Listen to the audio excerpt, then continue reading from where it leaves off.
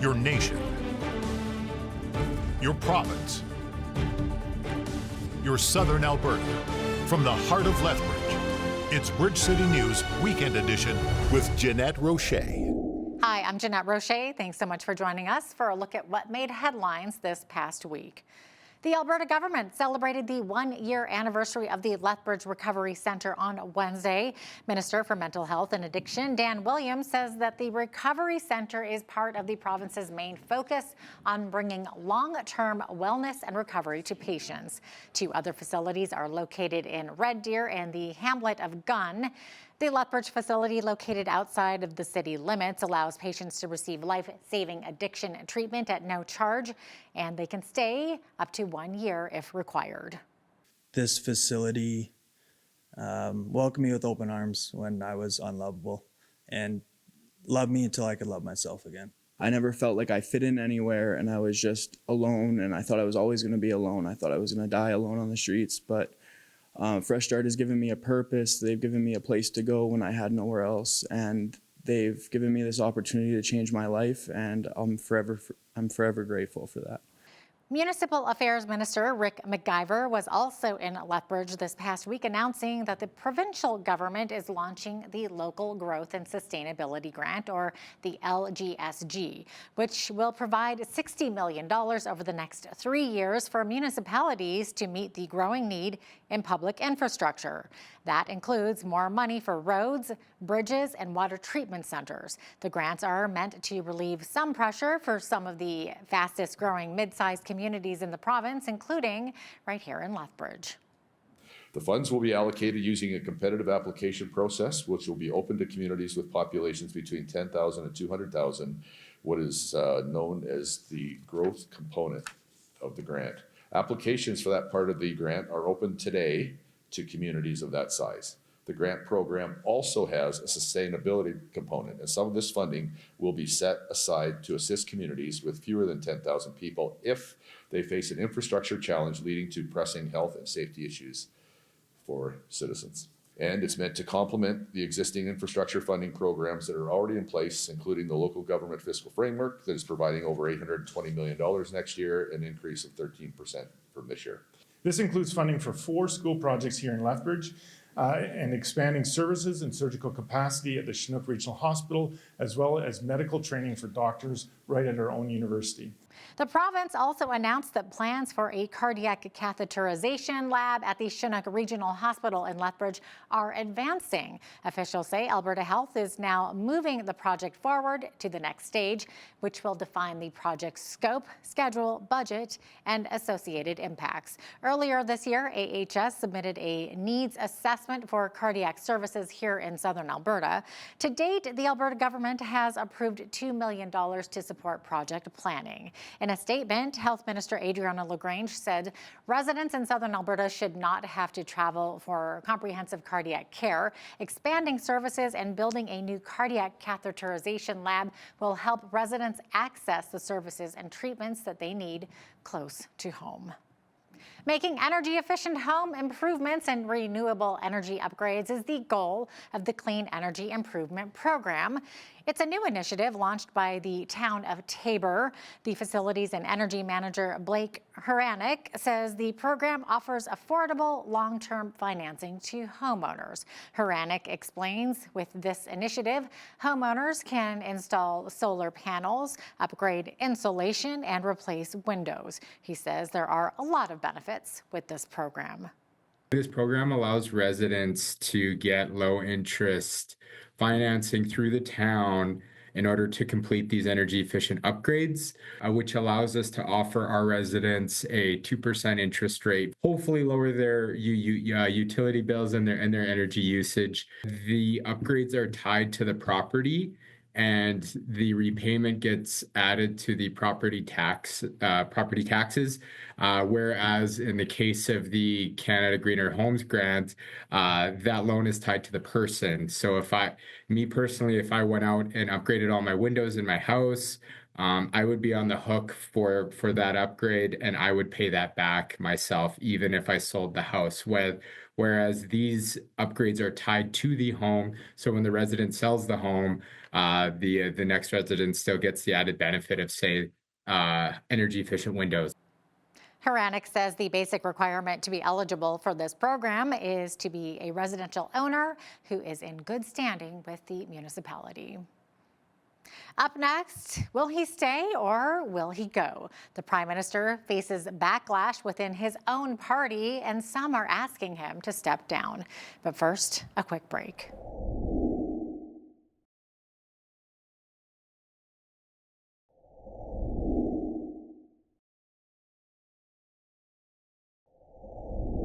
Canada Post now has the ability to store and transport restricted firearms. The change comes as the federal government introduces new regulations that bring the retail gun buyback program one step closer to beginning. First, the government will buy restricted firearms from retail stores and have them destroyed before a buyback for people who own restricted weapons begins next year. An October 16th order in council now allows for restricted assault-style firearms to be removed from safes, transported, and ultimately destroyed. Justin Trudeau says he will remain Prime Minister despite a caucus revolt. His comments come after a group of 24 Liberal MPs asked Trudeau to step down in a letter presented to him on Wednesday. It asked for him to let the caucus know by October 28th what his decision would be. Trudeau says he has no intention of stepping down as Liberal Party leader by Monday. We're going to continue to have great conversations about what is the best way to take on Pierre Poilievre in the next election, but that'll happen with me as leader going into the next election. Earlier in the week, during question period, Conservative leader Pierre Poilievre discussed how so many Liberal MPs want to see Justin Trudeau resign as Prime Minister. Poilievre says many of those MPs are frustrated they cannot even talk about issues that are negatively affecting their constituents, including the federal carbon tax. We now learn there are about 40 Liberal MPs that believe that this NDP Liberal Prime Minister is not worth the cost, crime, and corruption. But there's this strange rule in the Liberal caucus that you need to have permission from the Prime Minister to speak at the microphone. So a Liberal MP wanted to get up and say quadrupling the carbon tax is a bad idea, or doubling housing costs is making people homeless. They can't do it. Will the Prime Minister lift the gag so his Liberal MPs can say to his face that he's not worth the crime, the cost, and the corruption? We see at which point the Conservative leader is simply focused on playing politics and gaining power. That's why he wants to talk about things that are not having to do with delivering for Canadians. He doesn't want to talk about the fact that close to 1 million Canadians will be receiving dental care because of our Canadian dental program that he says doesn't even exist and that he's voted against every step of the way. Political reporter and Sun columnist Brian Lilley says even though there's some unrest within the Liberal Party, it wouldn't be enough to have Trudeau replaced as leader. These guys have not been well organized in doing this. Unlike Paul Martin and Jean Chrétien, Martin's people actually went before the cameras. They went to people like you and I and said, hey, I think this guy has to go. This is my face. This is my name. Here's why he has to go. They're not doing that. It's all very quiet behind the scenes. It's actually why you've got someone like me, who's a pretty staunch critic of the Prime Minister, coming out and defending him in a way and saying these guys have to put up or shut up. In other news, the Bank of Canada slashed its key policy rate by 50 base points to 3.75% on Wednesday. The bank's governor, Tiff Macklem, says they lowered the interest rate because inflation is around the 2% target, which is their sweet spot. In the past few months, inflation has come down significantly from 2.7% in June to 1.6% in September. Recent indicators suggest it'll be around 2% in October. Price pressures are no longer broad-based, and both our measures of core inflation are now below 2.5%. Our surveys also find that businesses and consumer expectations of inflation have shifted down and are nearing normal. Lethbridge Conservative MP Rachel Thomas is demanding that the CBC's CEO refund taxpayers. Thomas says Catherine Tate admitted she charged taxpayers $6,000, including a $1,000 a night luxury hotel while attending the Paris Olympics. She says she was there for personal and not work-related reasons. Tate is scheduled to testify at a Commons committee about the $18.4 million in bonuses CBC executives received, even though hundreds of CBC staff lost their jobs. Now, we know that Miss Tate herself received a $60,000 bonus this last summer. $60,000, that's more than the average salary of a Canadian in this country. So for Miss Tate to determine that she's going to slash 600 jobs while still being okay with giving, potentially millions of dollars or tens of millions of dollars in bonuses is absolute ludicrous. Thomas says since Tate took over as CEO in 2018, viewership of CBC has dropped by half and has been consistently declining in numbers. The Alberta government announced it will be providing $112 million for 250 interim housing units for the residents of Jasper. A wildfire back in July wiped out about a third of the town, including 800 housing units and many hotels. These are not temporary structures or camps. These will be permanent homes that will be fully serviced and will provide a safe place to call home for displaced Jasperites. Servicing work has already started on these sites to prepare them for homes to be installed. And based on site servicing timelines and available inventory of modular homes in Alberta, we expect that these homes will be available as early as January 2025. Modular homes will be constructed off-site in a controlled environment to allow for all-season construction and accelerated construction schedules. On another note, both the province and Ottawa announced last week that they were putting a combined $5.5 million towards attracting tourists to the Rocky Mountain resort town. Well, Alberta Premier Danielle Smith visited Lethbridge to campaign for the UCP's nominee for Lethbridge West, John Middleton Hope. The two of them, alongside Affordability and Utilities Minister Nathan Neudorf, began door-knocking in our city on Monday to drum up support for Middleton Hope ahead of the soon-to-be-called by-election. Premier Smith says she's waiting on Naheed Nenshi to run for a seat for himself before calling multiple by-elections. I had thought that by now, he's been elected since June. I kind of thought one of his caucus members would step down for him. And in the interest of taxpayers, it would be nice to have both of those by-elections at the same time. And so he has a few more weeks to see if one of his candidates, one of his MLAs will step up and make way for him so that he can be in the legislature. And if that doesn't happen, then we'll call the by-election. It's a lot easier to have two by-elections at once rather than do this one and then in a couple of months do another one. And so if he wants to get into the legislature, now's the time to do it. He's got 14 MLAs in Calgary. He's got 20 MLAs in Edmonton. Surely one of them should be willing to step aside to make room for him. We're just so delighted to have someone with John's experience. We of course know that law and order and public safety is an increasing concern for people. To have somebody who has that on-the-ground experience of having run a police force is going to give a lot of insight into our decision making at the caucus table. In response, NDP leader Naheed Nenshi had this to say, quote, "When the opportunity presents itself, I will jump in, but I am not going to bribe an MLA to step aside from what is their life's dream to serve as a member of the legislature, just so that I can get a seat and be in question, period. If Danielle wants to create a vacancy for me in Calgary, I'd be thrilled," end quote. It's not a statistic we like to think about, but research and reporting shows as many as 1 in 3 children are being affected by some form of sexual luring. October is Child Abuse Awareness Month, which means it's important to learn how to spot the signs of abuse, grooming, or child luring. I recently sat down with Christine Cassie of the Chinook Sexual Assault Center, who explains what to watch for and what to do if you see the signs of abuse. Take a look. What we know from the stats, both from a prevalence study that was done through the Alberta Association of Sexual Assault Services and stats that we get through policing agencies and child welfare agencies across Canada, is that it impacts about 1 in 3 kids. And so we look at a 34% prevalence rate really for child sexual abuse alone. In the city of Lethbridge, that would mean about 6,800 kids that may be impacted by some form of sexual abuse or some sort of sexual violation. So these are really staggering numbers that we're dealing with. We also know that this is one of the leading issues that leads to, when the trauma hasn't been resolved, that leads to sexual assault later in life.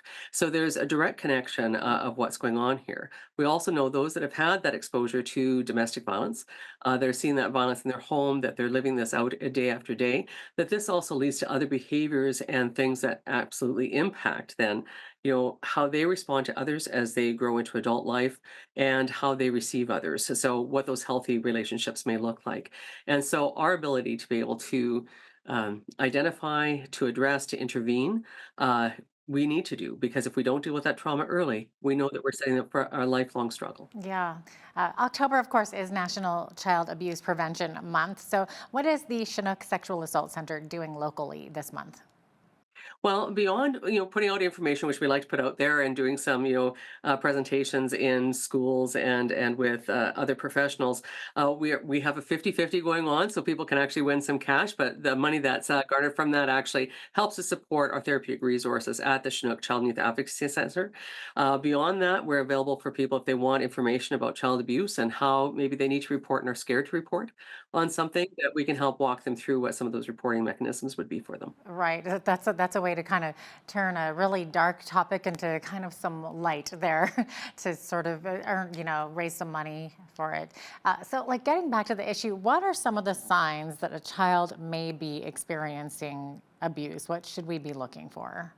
If you're an outsider looking in, sometimes what you may see is, certainly if it's physical abuse, you might see some bruising that really can't be explained on what that is.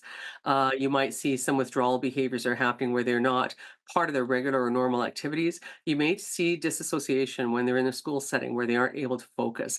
That could be for anything from physical abuse to domestic violence or sexual violence that's happening in the home. But you're going to see these changes in behaviors that are happening that way. For kids that are neglected, you may see that they don't have the proper clothing, they don't have the proper food to eat, things like this. You might see them losing a lot of weight, whatever that might be, and just in a state of neglect in that way. For others, you're seeing them as lost and not really doing so well because they aren't necessarily having those emotional connections where they need them. For any of us looking in, it's important to ask some questions about what's going on. Do you need anything? What might I be able to help with? Asking about how that what's going on. And certainly we see teachers are great for this in being able to recognize things. Schools are a big factor in a child's life, and they help to identify when these types of things are going on. Family members too sometimes get really concerned and will make those calls, those very difficult calls to make. But we know when you make that call, if we can get in, an assessment can be done, we can intervene early. And it doesn't mean that the family is going to be necessarily torn apart. It may mean that they're getting the resources they need to be able to work through some very difficult times, to learn some different behaviors. Some of us grew up in a time where spanking was, pretty much, that was the only parenting style. And although some of us, we may joke about it now, it's really not acceptable anymore to do that. There's other ways that we can parent and discipline our kids, and how we can put healthy boundaries in place to help people, progress.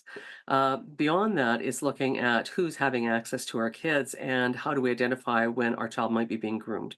How to identify when our family is being befriended because someone wants to have access to our children in that way. And so knowing some of those signs and what to look for is really important. And again, just knowing that, people are a call away and they really do want to help with that. And that both is through the Sexual Assault Center, the Child and Youth Advocacy Center, and a number of other resources that we have in the city of Lethbridge. According to Stats Canada, child luring accounted for 77% of online sexual offenses against children. And since predators never miss an opportunity to find victims, parents and caregivers need to be vigilant and know where to report an incident. Corporal Heather Bangle, who works with Alert's Internet Child Exploitation Unit, discussed the warning signs when it comes to your child being targeted. Some of the red flags and warning signs when kids are communicating with people online. I mean, I know they've heard this, but don't talk to strangers. Don't accept friend requests from people you don't know. Even if they have mutual friends in common, so many of the kids that are getting sextorted said that, well, I thought it was okay because 2 of my friends are friends with them. Well, that's just because that's the way they operate, right? These people that are perpetrating the sextortion are very good at what they do. So if they start to withdraw or, their behavior changes, ask those questions. You are aware and your children are aware of the dangers online and have these actual conversations about what they could encounter. Report it to the platform. So report the account that the incident happened on, whether it be Snapchat or Instagram. According to cybertip.ca, data shows reports of online sexual luring of Canadian kids is up 815% over the past 5 years. And in a related story, since more and more kids have access to the internet, with many having their own social media accounts, Instagram has now implemented some new rules for users under the age of 18. The problem is it's somewhat easy for kids to circumvent. In this next interview, Sharon Polsky, president of the Privacy and Access Council of Canada, explains what social media platforms like Instagram are doing to try and combat the online luring of children, including sexting, and how it leads to sextortion. Sextortion, sexting. Let's start with sexting. If you show me yours, I'll show you mine. Kids play doctor. Always have. When you get a camera, now you get a cell phone, a smartphone that has a camera. I'll show you my naughty bits. You'll show me yours. I've been online with a friend, because everybody is a friend, because go back to that Maslow hierarchy, we all want to be part of a group and accepted. So somebody gives us an invitation to link to them online, they're a new friend. We don't know the person. It might be a completely bogus photo and profile. They might have the language that sounds kind of like someone my age, a kid, and is actually a grown-up, someone who's a pedophile, a groomer, a predator. For sure. They earn your trust. They should ask for a picture, maybe in a bikini or without a top. And well, it's pretty innocent, and it's, just kids. So you send them something, and then they say, okay, well, I want more and I want more. You already trust them. You've already sent them. You send them a little more. And then they say, good, now I want these specific, very graphic photos, or else I'm going to put them online. I'm going to share them publicly. I'm going to put them on a porn site. I'm going to tell your family. I'm going to post it to you. Kids are mortified to the point, literally, some kids have taken their own lives out of fear of being outed for having done something. And that's sexting. It's extortion. Yep. With a sexual connotation. It's like extorting money also for these favors. It is. Or, if you don't pay me, I'm gonna show these images everywhere, and these poor kids are just and there has been some suicides about it. So getting back to what is Instagram doing to protect this, or are they doing anything? Well, they all, and I'm not talking about one platform or another in specific, but most of them say we have terms of service, we have community rules. If you breach them, our systems will find it and you will be blocked. There will be severe consequences. But I look to Pornhub. They have tens of millions of users. Their terms of service also say only photos that are and videos that are posted with consent will be allowed.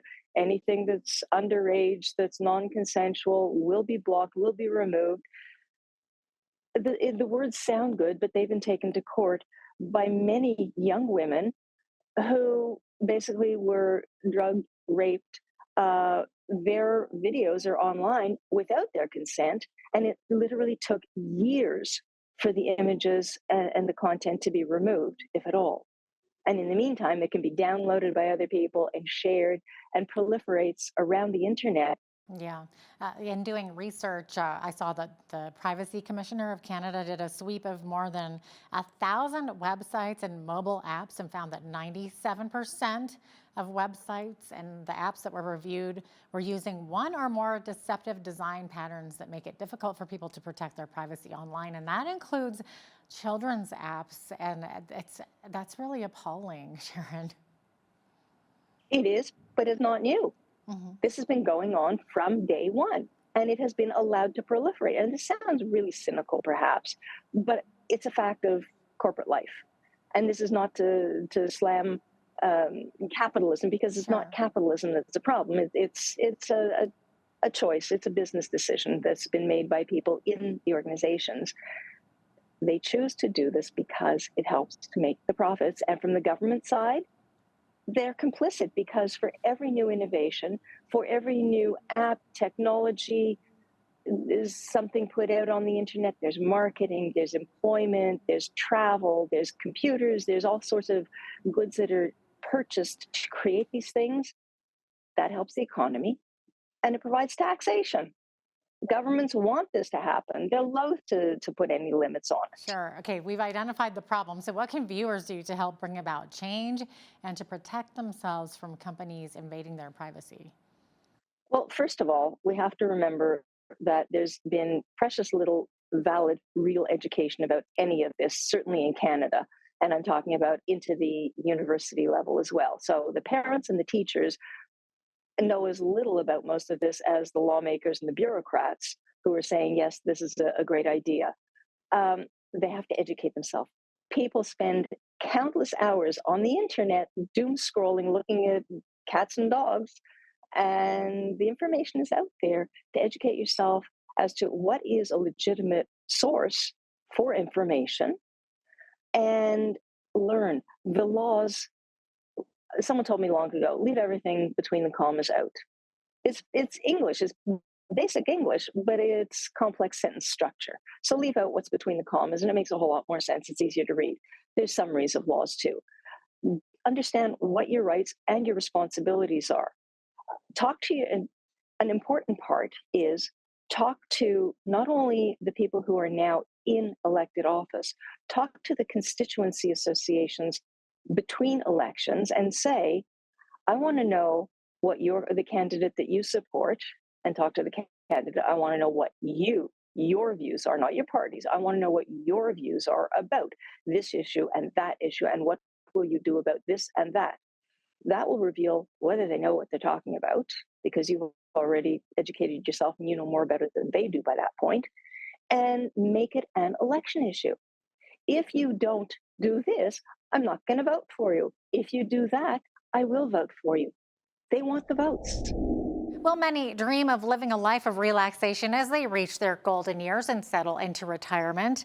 But the reality for many seniors is there are often feelings of isolation and loneliness. Up next, Tim Syme, seniors pastor of the Evangelical Free Church in Lethbridge, discusses the wake-up call many seniors experience and how they can deal with those feelings.